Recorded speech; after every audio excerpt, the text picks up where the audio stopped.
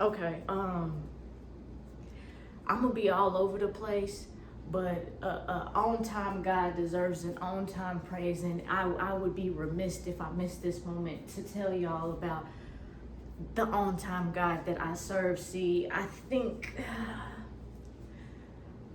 I can't speak for nobody else. I think I amplify my problems out into the world way more than I give God the praise for the problems in the midst of the problems. And that might not make sense right now, but also I'm just, yeah, I struggle with praising God in the valley. I struggle with it. I promise I struggle with it so bad. But when I'm on the mountaintop, it's okay. It's easy to give God praise, but I just, again, it's gonna be all over the place, but I'm in the moment and I have to share this because I need people to understand that life is not meant to be done alone. And if you had to choose a partner, anybody to partner with to do this thing, you need to partner with God because I could honestly say I damn near lost my mind last semester trying to do this thing alone. And I'm just to show you how much I'm not playing. Hold on.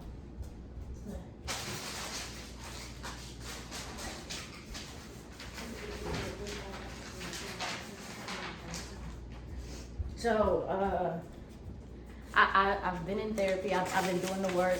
This is the notes from the work I've been doing, trying to change my maladaptive thought behaviors towards myself. I have a psychiatrist. I got pills for days because I'm trying to figure out ADHD and all the other things that have surfaced in this law school journey. This journey is not for the faint, but it's even harder if you don't do it with God. I'm gonna tell you that I've been here in Houston, Texas, doing law school and had not entered into the house of the Lord until the month of April. I've already explained to you guys that the month of April is special to me, but I decided I was gonna go on a church tour in the month of April because I got tired of trying to do this thing alone. And even though I was going to church, I was still out here trying to do this thing alone just a little bit until I got to a point where the burdens I was carrying were too heavy, right? And so I tapped into my community, not because I wanted to, but because I had to. And I said to my community, two people in particular, what my needs were.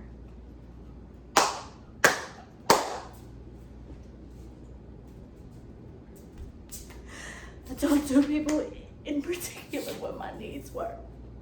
And those two people rallied around me and encouraged me in a way that I needed to be encouraged. One of those people told me, I think you underestimate the value of your presence.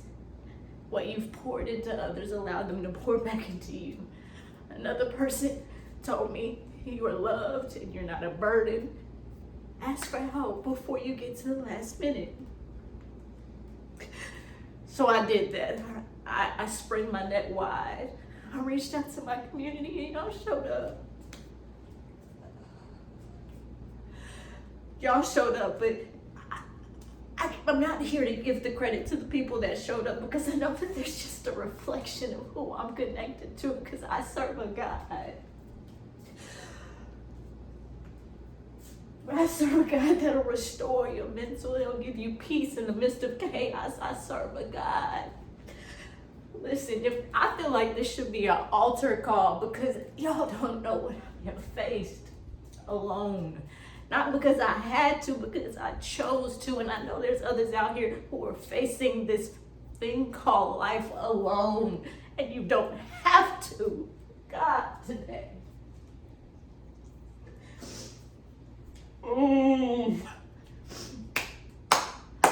A few weeks ago, maybe a couple of months at this point, God had told me, he said, you're not seeing the ROI, return on investment, that you want to see because you're performing for the wrong audience. It was telling me my focus was in the wrong place. But when I turned back and I put it in his hands,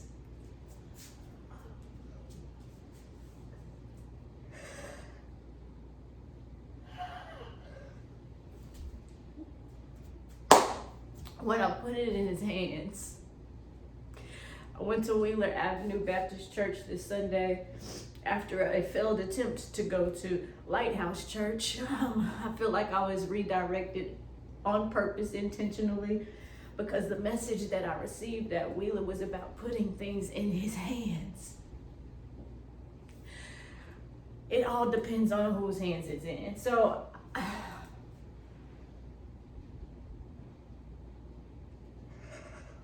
woo, I'm gonna close saying this.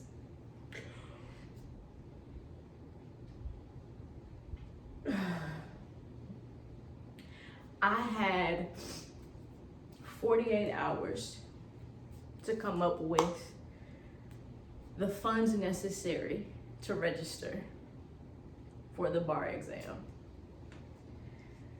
Because I am used to being able to pull a rabbit out of the hat at the last minute with, of course, the help of God, I didn't turn to my community sooner. I have this complex that I need to get over about leaning on people when I'm weak. And my community, those who I turned to, reminded me of that in multiple ways. I had people who said, I don't got it, but I want to support you, so let me go figure some things out. I had people who, without question, gave a substantial amount of money and wanted to give more. But what I'm really trying to get at is that you gotta put it in his hands. You gotta put your problems in his hands, but more importantly, please, for the love of God, put your life in his hands, because there's certain things that money can't buy, right? Like,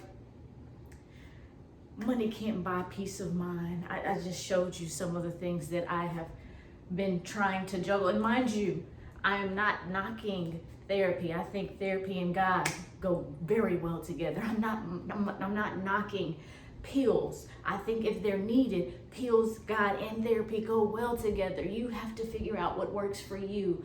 But I could tell you, even with all of those resources, minus God, with the psychiatrist, with the therapist, with the pills, all of that, without God, I still was out here lost, confused, and dazed, and not in my right mind. I didn't even feel like myself.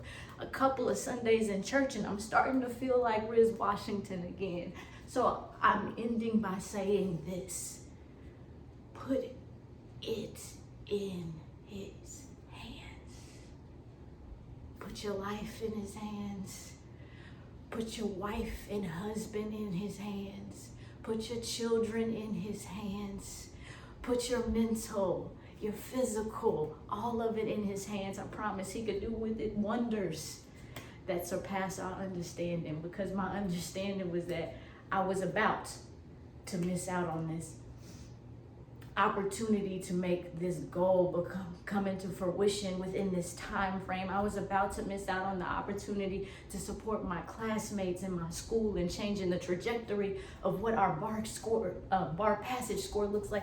I saw all the things I was about to miss, but again, something about being connected to the right people, something about going to the house of the Lord. I've done Bedside Baptist time and time again, but I could tell you from this church tour that there is something about being in the house of the Lord. It's something about looking to the left and the right of you and seeing people raise their hands because the message that was just preached or taught, or the song that is being sang, is penetrating them in some shape, way, or form. It is something about seeing somebody run through the front of a church because they've been touched. It's something about being amongst other believers and hearing them say amen and being able to look at them. It's even something about seeing the little children as they're going down the aisles with their parents waving at the congregation. Like, it's something about being in the house that cannot be replaced, reduplicated at Bedside Baptist. I didn't come here to preach or teach to anybody, but please, for the love of God, if you're not connected to God, please find a way to get connected to God. If If you have problems that you don't know what to do with it, put it in his hands. I'm a living witness. This is not the first time I've seen God come through for me. I had a cousin tell me that I had spiritual amnesia. I met with him in the fall before things got super chaotic, and he was like, didn't you just come from a trip in Spain? Weren't you in Europe? And I was like, yeah. He was like, did you have the money to do that trip and go to Spain then? And I was like, no. And he was like, but you went. And I was like, yeah. So again, this is not God's first time showing up for me. This is not oh my gosh, I didn't believe this could happen. I knew it could happen. I've seen it happen time and time and time and time and time and time again. So this is not me being cute and makeup all done, like the hair's not done, I'm not in no cute clothes. This is me performing for the right audience this time. This is me giving God his glory, his praise, and hoping that it inspires and touches somebody. Because if anybody deserves to be praised, it is he who wakes us up in the morning and sends us on our way, who allows us to get back home safely. It is he who allows us to have the movements of our body. It is he who numbers the sand. It is he who put the sun in the sky and puts the moon in the clouds. It is he. It is he who deserves praise. I said I was going to be gone a long time ago, but as I keep talking, I keep remembering, and I keep finding more reasons to give him praise. So I challenge you to tap into, for those who are already connected and you are like me and you've experienced some spiritual amnesia, I dare you to tap into the memories of when he did, to remind yourself that not only can he, but he will if you put it in his hands. For those of you who are not connected to him, I beg of you, find a local church. There's plenty here in Houston. I'm sure there's plenty wherever you live.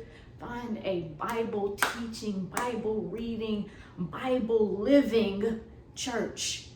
Get connected with it and experience God in a way that you have not before. One last thing, and the pastor talked about this a bit. I think my generation, the younger generation, has had a very hard time embracing the church because some of the church culture that they've experienced has been a bit toxic. But I want to challenge you all to separate the church folk from, hold on, let me reword that. I need y'all to separate the Christians from Christ, because they're two different entities. See, Christians can never be Christ. They're only trying to be Christ-like. Therefore, it means that they're far from perfect. They're going to fail in many ways. They're human. They're not infallible. But see, they believe and reverence a Christ that is perfect. He is without blemish. He is all the things that we're expecting Christians to be. So I'm not saying this to let Christians off the hook, but I am saying as a Christian myself, I'm going to fail. There's times I'm not going to be nice. There are times in which I'm not going to seem friendly. There's times that I might handle you incorrectly with my words. There will be times where my actions will be nasty. Doesn't change the fact that I still believe in the perfection of Christ. It just means that I'm human, having a human experience. So I challenge y'all to go to Christ with your problems, to Christ to save your life. But Christians are the ones who are surrounding you, who should be helping point you to Christ. That's what my community does for me. When I said I was broken and I reached out to two of my friends, my sisters, and they rallied around me, those two women are Christians, and they pointed me back to Christ. They reminded me that you're loved, you're not a burden, you're not supposed to be doing life alone. They reminded me of that. Christians sent me right back to Christ. And when I got to Christ, I put it in his hands, and he does what he always do. He provides, he takes care of. So I'll end saying that. Please don't allow Christians, church folks, church toxicity keep you from the one who has everything that you need. All right, I'm gone for real. For real, for real.